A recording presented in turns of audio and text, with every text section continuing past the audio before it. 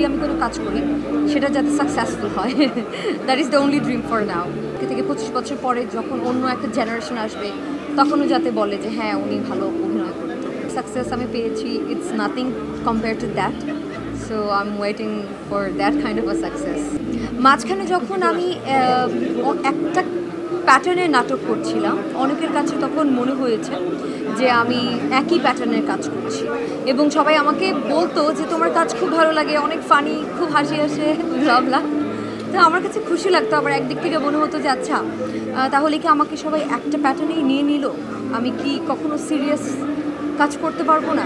ওই টাইমে আমি একটা ব্রেক নিয়েছি, মাঝখানে একটা 5 থেকে 6 মাসের একটা ব্রেক ছিল, বিকজ আমার কাছে মনে হয়েছে একটা প্যাটার্ন আমি করতে চাই না। একজন অভিনেত্রী এবং অভিনেতার সবসময়ই ডিফারেন্ট ক্যারেক্টার করা উচিত, কারণ এটাই তাদেরকে বাঁচিয়ে রাখে অনেক বছর পর্যন্ত।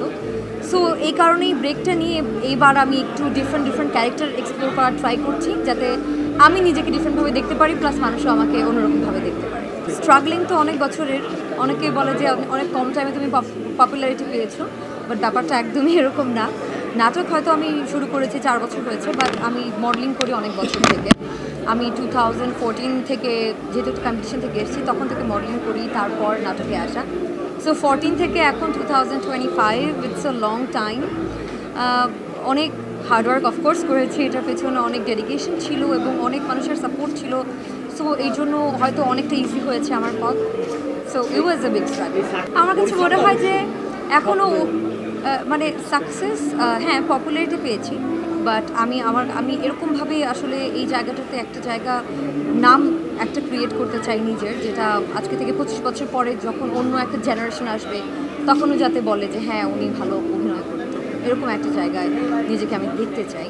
আমার কাছে মনে হয় এখন পর্যন্ত যে সাকসেস আমি পেয়েছি, it's nothing compare to that, so I am waiting for that kind of a success.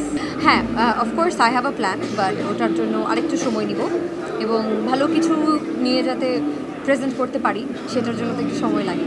আমি কোনোটাতেই মাইন্ড করব না যদি আমার স্ক্রিপ্ট, আমার টিম, আমার কো অ্যাক্টর সবাই ভালো হয়। I would not mind, any character would be okay, but depends on the script.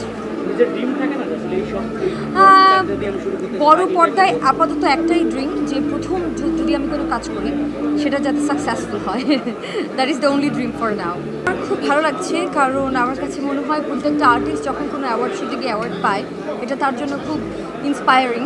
এই অ্যাওয়ার্ডগুলো আমাদেরকে খুব ইন্সপায়ার করে নেক্সটে ভালো কাজ করার।